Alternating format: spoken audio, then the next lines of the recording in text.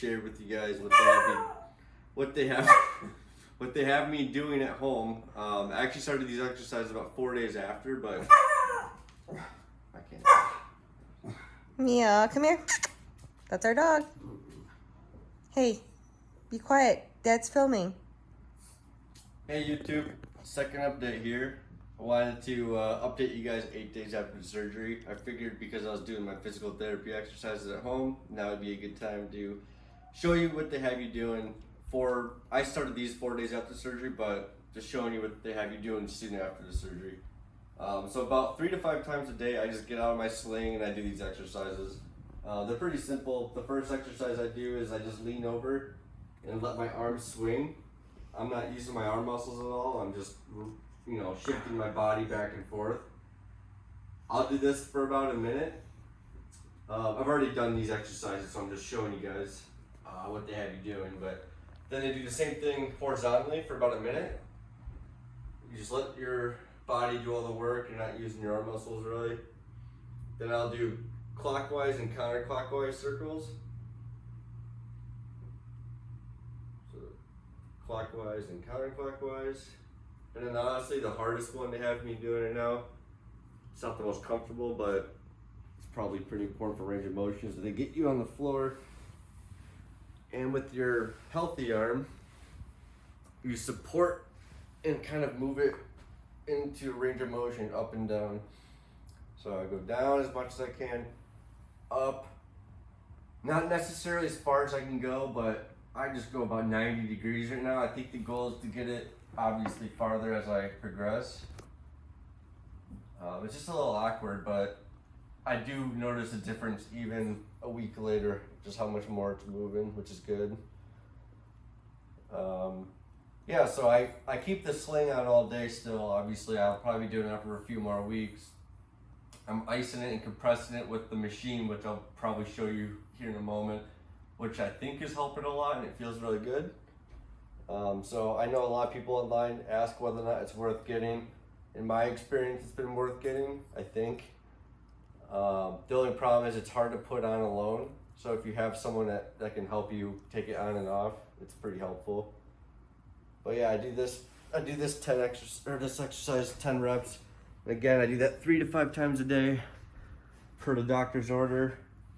Yeah, and I'll show you can pause it. I'll show the. All right, so here I'm going to fill up the Polar Care Wave by Breg ice machine that I bought for my post-surgery recovery.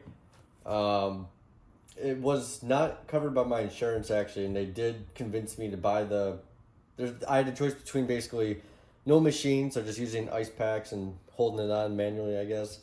Another machine, which was a little bit cheaper, like $200 something, and then this one. But this one had compression, whereas the other one apparently didn't. And I figured, why not? It's my health. I'll just spend it up.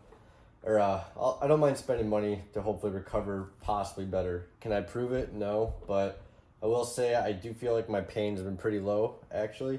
Whether or not it's because of this, I'm not sure, but a lot of people online tend to agree that they really enjoyed having their machine. So this is how I use it. I already filled it up to like the water line they have in here.